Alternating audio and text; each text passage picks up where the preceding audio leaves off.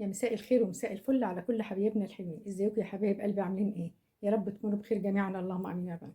ايه رايكم في الفيديو بتاعنا ده النهارده يا حبايبنا؟ زي ما انتم شايفين كده، احنا الفيديو بتاعنا النهارده احنا عملنا الزبده من قشطه اللبن اللي كنا بنحوشها. شايفين شويه زبده زي العسل. عايزه اقول لكم هتاكلوا احلى زبده بلدي، زبده طبيعي، وغير الزبده اللي بره بتبقى مغشوشه. اهم حاجه يا حبايبنا ان انتوا تتابعوا معانا الفيديو للاخر، ما تنسوناش في الشير واللايك وعلامه الاشتراك. يلا بينا يا حبايبنا نقول احنا عملنا الزبده دي نسمي كده الاول يا حبايبنا، ونصلي على سيدنا محمد وعلى اله وصحبه اجمعين صلى الله عليه وسلم. طبعا الاول يا حبايبنا دي انتوا شايفيننا كده، انا معايا تقريبا حوالي 2 كيلو وربع او اكتر من 2 كيلو وربع قشطه.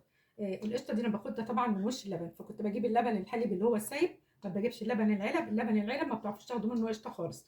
بجيب اللبن الحليب السايب طبعا من لبان يكون كويس. كنت بغليه واسيبه لما يبرد، اغطيه وادخله التلاجة. تاني يوم كنت باخد او تاني يوم او تالت يوم كنت باخد القشطه بتاعت اللبن، كان بيطلع لي قشطه كويسه. بشيلها بقى يا حبايبنا، كنت بحطها في علب زي ما شايفين كده، يمكن القشطه باينه حتى فيها مربعه كده مكان العلب. كنت بحطها في علب وبدخلها في الفريزر. ما احتفظوش بالقشطه على رف في الثلاجه. لو احتفظتوا بالقشطه على رف في الثلاجه القشطه هتخضر منكم.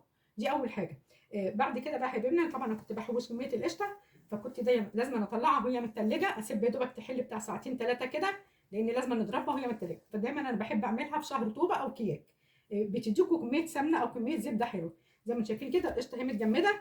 هبدا الاول افككها من بعضها عشان طبعا المضرب ما يبص. هفكها الاول كده يا حبايبي وارجع لكم. بعد ما فككنا كده القشطه من بعضها يا حبايبنا، زي ما انتم شايفين كده، طبعا علشان اللهم صل على النبي المضرب ما يجرالوش حاجه، هبدا كده ارش عليها ما يعادل معلقه وسط كده ملح. معلقه الملح دي يا حبايبنا بتساعد على، هي بتعمل في عمليه تسريع في ان هي تتحول لزبده. هنبدا كده ارش الملح اهو، بسم الله. بعد ما انا قلبت كده الملح يا حبايبنا بقى، هبدا ايه ان انا اعملها اللهم صل على النبي بالمضرب.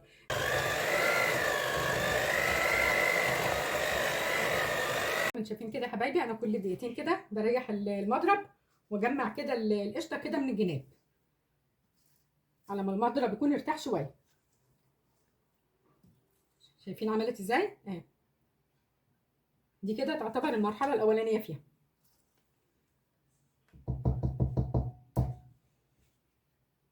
شايفين كده يا حبايبي، شايفين هي كده بدات تتقل ازاي اهو. دي كده تاني مرحله. هكمل بقى كده واقول لكم بعد كده، اوريكم المرحله الثالثه بتاعتها.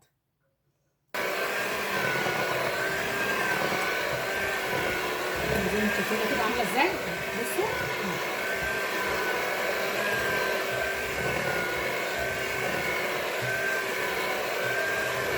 كده يا حبايبنا اهي، كده بدات تخرز ازاي. دي كده المرحله الثالثه بتاعتها. كده ناقص حاجات بسيطه ونبدا بقى نجمع الزبده بتاعتنا.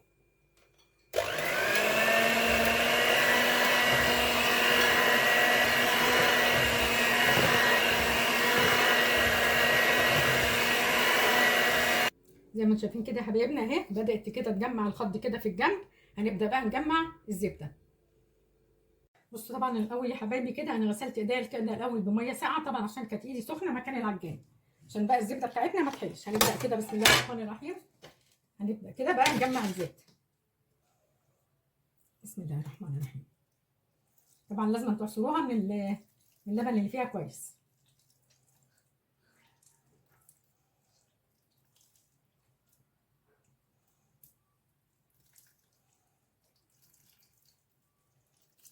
شايفين بسم الله ما شاء الله.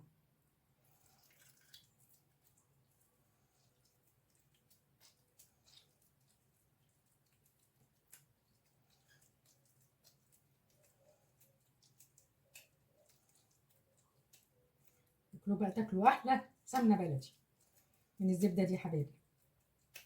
حاجه بيتي وحاجه ضمنانه.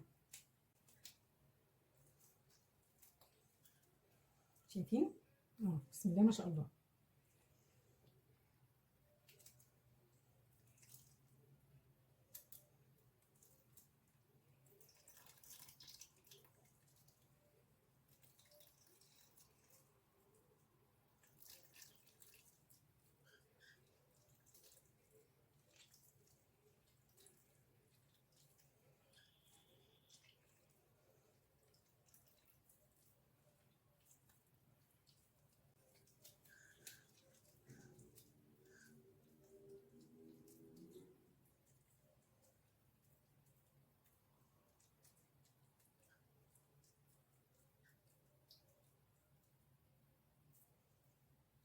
هجمع كده بقيه الزبده يا حبايبنا زي ما انتم شايفينها كده، وهرجع لكم.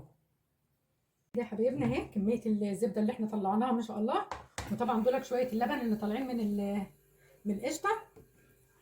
طبعا انا اسمهم مش ماليه العلب على اساس ان انا ايه، طبعا عايزه اقول لكم بقى دول بقى هنعمل بيهم احسن شويه قرص. هعمل لكم بقى بشويه قرص بيهم عسل. ده بقى كده نوزن ونشوف القشطه بتاعتنا طلعت قد ايه. بسم الله الرحمن الرحيم. ادي الميزان اهو كده يا حبايبي. دول طلعوا كيلو 300 جرام زبده. طبعا هم هنا على الميزان كيلو 600 والطبق اصلا كان 300. كيلو 300 جرام طلعناهم من 2 كيلو وربع قشطه. شويه زبده بقى زي العسل. هي دي السمنه البلدي بقى اللي اتقال عليها سمنه. شايفين الزبده؟ ايه رايكم يا حبايبنا؟ عايزه اقول لكم بقى يا حبايبي لو الفيديو بتاعنا عجبكم ما تنسوناش بقى في الشير واللايك وعلامه الاشتراك. اترككم في رعايه الله والسلام عليكم ورحمه الله وبركاته.